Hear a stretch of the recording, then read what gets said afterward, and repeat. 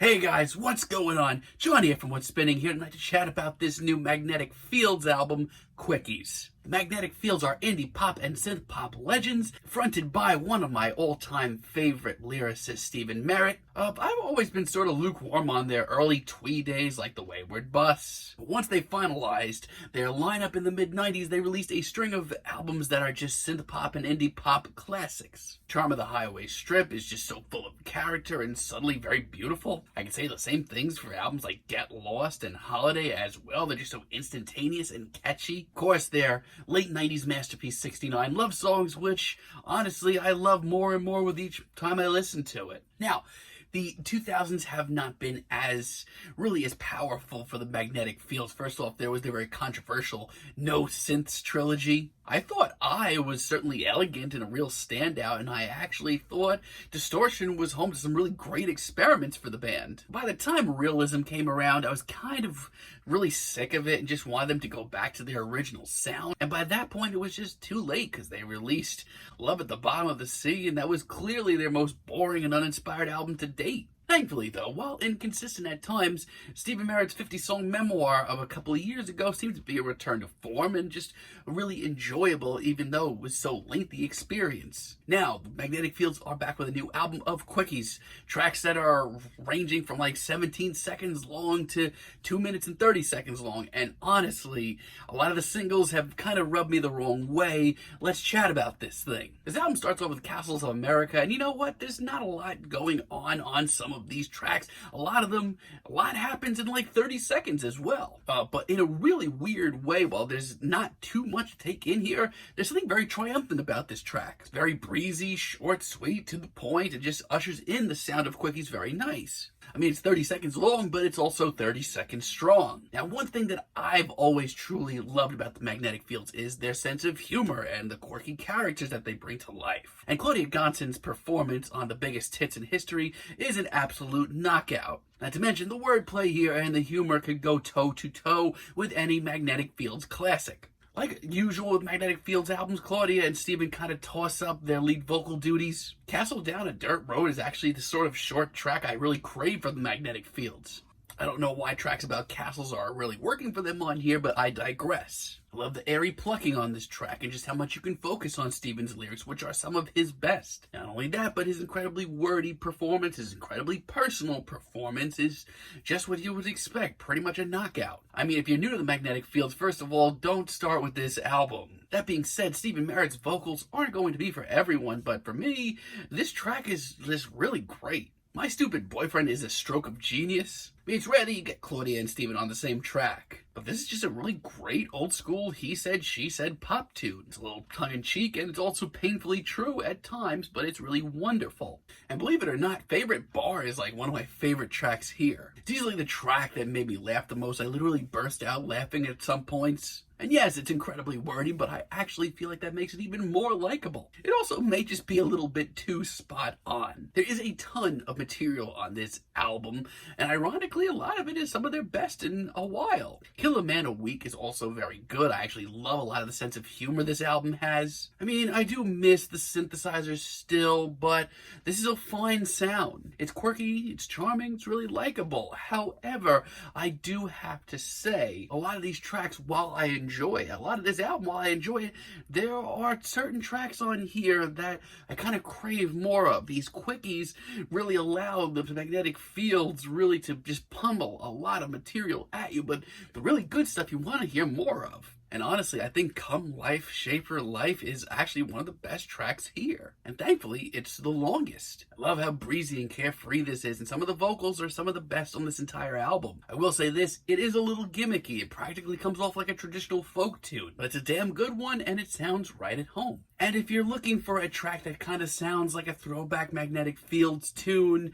I Want to Join a Biker Gang's probably as close as you're going to get. It's got some light synths and it has a little bit more structure to it. And honestly, I think it has one of Stephen's better lyrical moments here too. This to me just seems like a full team effort. I mean, hey, if we got a few more tracks like this and some of the lesser tracks were left off, we could be talking about a pretty decent new album from the Magnetic Fields. And Rock and Roll Guy is a pretty sweet ballad. It's the sort of ballad that I actually think they pulled off great for years. They've had a sort of obsession with the rock and roll lifestyle for years. It's gone all the way back to their 69 love songs. But it's done really well, and as far out as it eventually gets, it's really sweet. You've Got a Friend in Beelzebub is just so Stephen Merritt. You see, it's tracks like this I also, once again, wish I heard a little bit more of, or even more so, I wish I heard a track like this done in their prime. But this track is tremendous. It's very tongue-in-cheek as well. And Let's Get Drunk and Get Divorced honestly sounds like it should have belonged on an early Magnetic Fields album. I mean, if you know anything about Stephen Merritt's personality,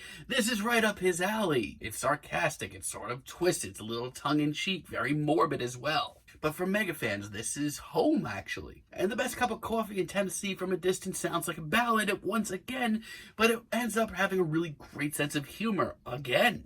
It's oddly sweet, though. It's almost done in jest. The characters that the Magnetic Fields have always sang about have so much personality. Even if it's only 2 minutes, I know who this is talking about. This may not be their best album overall, but they still have a ton to give, clearly. But for me, a lot of this album does just sort of make me miss the early days. The day the Politicians died, I'm not sold on it. As a matter of fact, when I first heard it as a single, I almost didn't listen to this album at all. It's certainly pleasant on the ears, very lush. Man, it's just so drab and drawn out, not nearly as captivating. Obviously, some of the lyrics do seem to be in the Magnetic Fields wheelhouse. It's very tongue-in-cheek. But as a presentation, as a track, there's so much better here. And when this album drops off, like it really drops off, when we get tracks like Bathroom Quickie. It's a quirky little track, but trust me, there's about 15 of those on this album that are better than this. Love Gone Wrong is a little too middle of the road. A lot of this track does kind of sound like a throwback Magnetic Fields tune, but everything else about this track just seems rehashed, nothing new. Kraftwerk and a Blackout. Behold, another track that was released as a single that almost drove me away from this album completely. Once again, it's pleasant on the ears, but outside of that, it is not nearly as elegant or well-written or nearly as fun. Plus, the Magnetic Fields here sound exhausted. I have a lot of the same feelings on When She Plays the Toy Piano. You see, the problem with a lot of this album is its theme. A lot of these tracks, actually every one of these tracks, are under 2.5 minutes. But then we get tracks like this here, When She Plays the Toy Piano, that are missed opportunities. I like a lot of the lyrical themes here. They paint a wonderful picture. It just sounds, though, like something that should have been expanded on, even though at over 2 minutes, it's one of the longest tracks on this album. Let's Make a Death Pact, on the other hand, once again, could have been expanded on, would be an understatement here, even if the sentiment behind this track is pretty sweet. I've Got a Date with Jesus, once again, was released as a single early and turned me away almost. I think it's got a lot of personality. As a matter of fact, I still think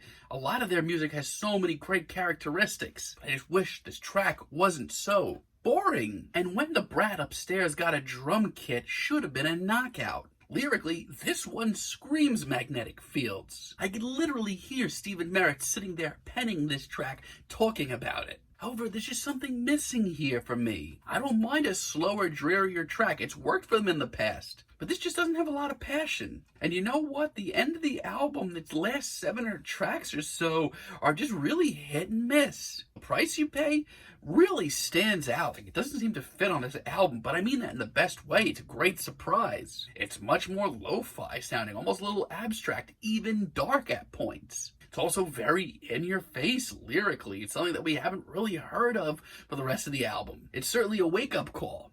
The Boy in the Corner, I feel like, has a lot of potential. I mean, it's 55 seconds long, but, like, if you ever want to know about Stephen Merritt, it's all right here. But for me, it's nothing that he didn't already say much better on his 50-song memoir project. By the time we get to Song of the Ant, I swear to God, the Magnetic Fields just wanted like 2 more tracks and just threw something together. This is ridiculous. I Wish I Had Fangs and a Tail, though, is a real breath of fresh air. I love the intensity of this track, the drama, the sorrow. And on top of that, we get tons of Stephen Barrett's legendary visuals.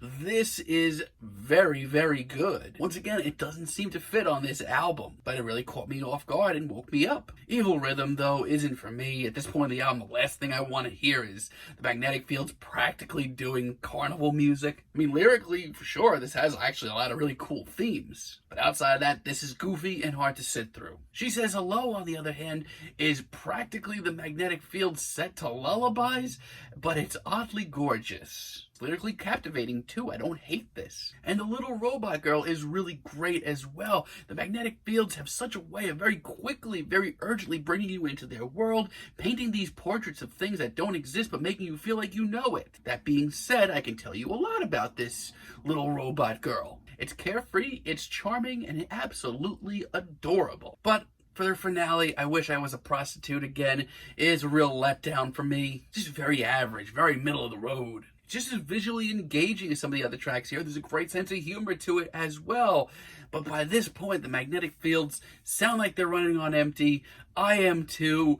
They sound exhausted. This album's just very middle of the road. I mean, for the year 2020, for the Magnetic Fields coming out with a 28-song album with 28 tracks that are all under 2.5 minutes, it's pretty ambitious. I just kind of wish that they chopped like 10 of them off and we would be not sitting here right now talking about an average album. We probably will be talking about a pretty reinventive and imaginative album from the Magnetic Fields. There's actually tons of really great material here. Stephen Barrett seems on point. As a matter of fact, there's a lot of material on here that brings me back to the good old days. Makes me happy. Reminds me of why I love the Magnetic Fields. But the rest of this album, quite frankly, is just sort of middle of the road. A lot of these short ideas should have been expanded on. At the end of the day, the theme of this album does a lot of good for the band, but it also does a lot of bad for the band. But still, Magnetic Fields fans, you're going to want to check this out. I'm feeling a decent 7 on this album, but let me know what you guys think down below. If you like the video, be sure to give us a like, give us a subscribe, and let me know down below what you would like for me to chat about in the future. And until next time, have a great day, guys.